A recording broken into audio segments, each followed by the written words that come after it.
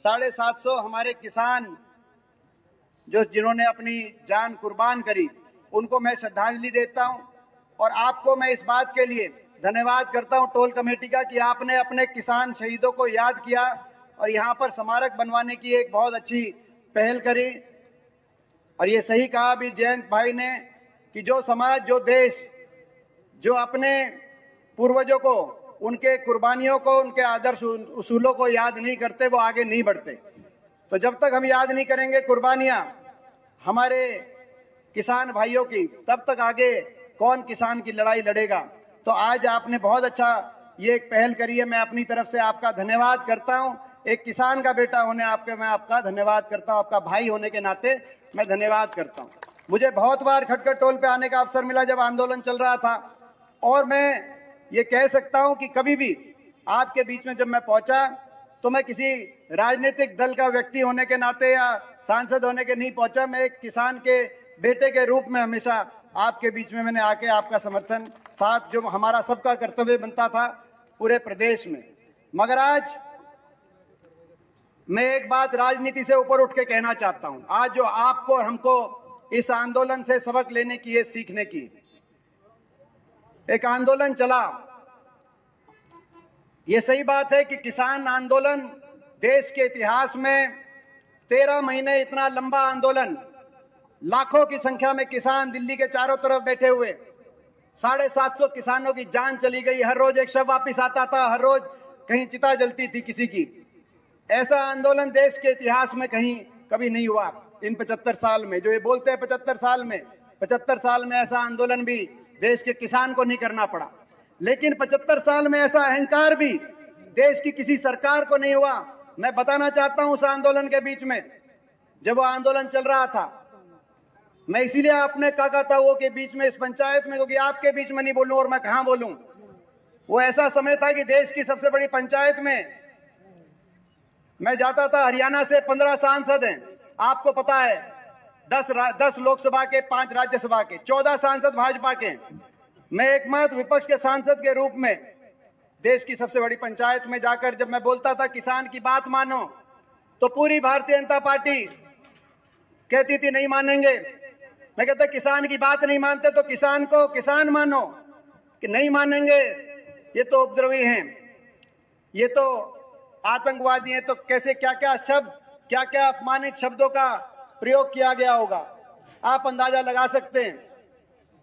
मेरे को सौभाग्य प्राप्त है आपके आशीर्वाद से, मैं पिछले 20 साल से संसद का सदस्य हूं। शायद मेरी उम्र में इतना सौभाग्य देश में किसी को नहीं मिला, मैं अपने आप को सौभाग्यशाली मानता हूं। लेकिन मेरा दुर्भाग्य भी कि मैं ऐसे समय मैंने वो नजारे देखे देश की पंचायत के, उससे 5 किलोमीटर दूर हमारे काका ताऊ बैठा है टिकरी बॉर्डर पे, सिंगू बॉर्डर पे हमारे काका ताऊ, हमारी महिलाएं वहां पर लाखों की संख्या में बैठी होती थी। हम धरने पे जाते थे, कभी खटखट टोल आते थे, कभी किसी और टोल जाते थे, कभी किसी जहां कोई किसान शहीद हो गया उसके घर जाके उसके आंसू पोंछते थे, और अगले दिन पहुंच जाते थे देश की संसद में कि कम से कम इनकी सुनवाई करो।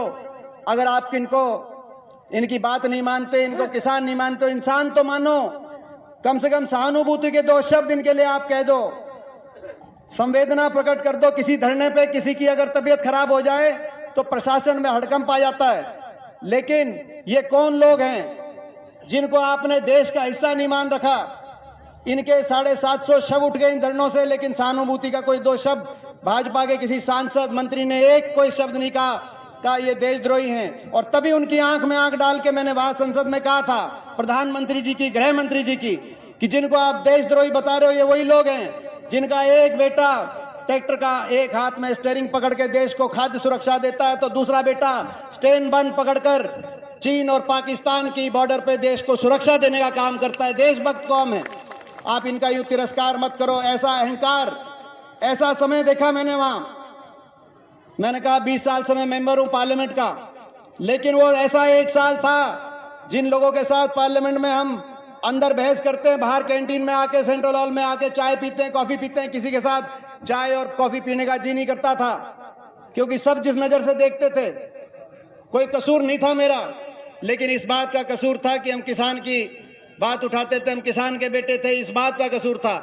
बाहर आके किसी के साथ चाय कॉफी पीने का जी नहीं करता था, पानी पीने का भी उस पार्लियामेंट में जी नहीं करता था, सीधा धरनों पे आते थे या किसी ऐसे परिवार में जिसका कोई चला गया। मैं एक बात कहना चाहता हूं राजनीति से ऊपर, क्योंकि राजनीतिक मंच नहीं है, कम से कम वैसे तो 3 प्रदेशों पे ज्यादा चोट पड़ी, क्योंकि एमएसपी 3 प्रदेशों में ज्यादा, हरियाणा, पंजाब और थोड़ा बहुत पश्चिमी उत्तर प्रदेश, लेकिन सबसे ज्यादा चोट पंजाब और हरियाणा के किसान पे पड़ी।